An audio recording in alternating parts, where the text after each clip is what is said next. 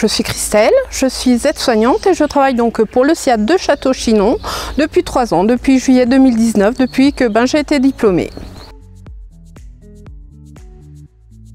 Eh bien, en fait, mon parcours a commencé déjà dans le social.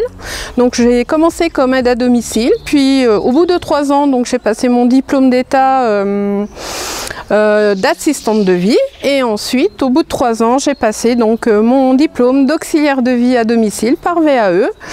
Et ensuite, après plusieurs années, j'ai souhaité continuer, me former dans le médical et donc j'ai intégré l'IFAS de Château-Chinon, donc l'Institut infirmier en soins infirmiers, voilà, d'aide-soignante. Et puis donc j'ai fait ma formation par contre à mi-temps, puisque étant donné que j'étais déjà auxiliaire de vie, donc j'avais déjà 4 modules sur 8 de valider, donc en partiel, j'ai fini de valider mes 4 modules qui me restaient, ainsi que des séries de stages pour faire la validation du diplôme.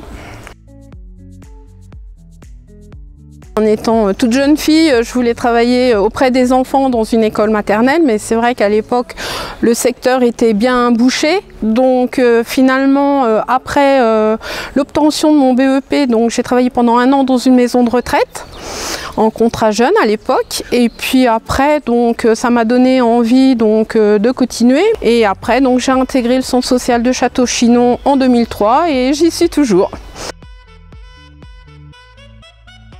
Eh bien, c'est le contact avec les patients, le contact avec leurs aidants, la famille, les enfants, tout ça, parce qu'en fait, on est toute une équipe pour pouvoir bien s'occuper des patients en toute sécurité chez eux le plus longtemps possible comme ils le désirent. Et voilà, le contact humain, c'est vrai que c'est très enrichissant de pouvoir échanger avec différents patients, de différents statuts sociaux, c'est ça qui est très intéressant. Et puis prendre soin d'eux.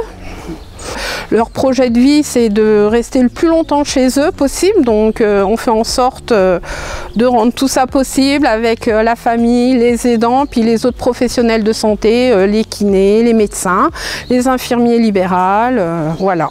Donc on essaye de travailler en équipe pour pouvoir les maintenir le plus longtemps possible chez eux.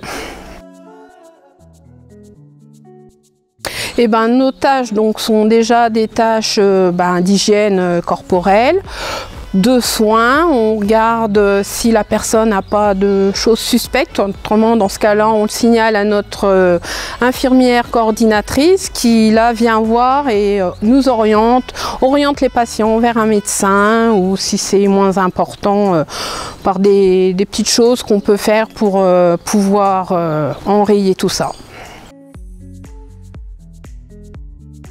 Ah oui, si je souhaite, je peux par la suite continuer sur les études d'infirmière.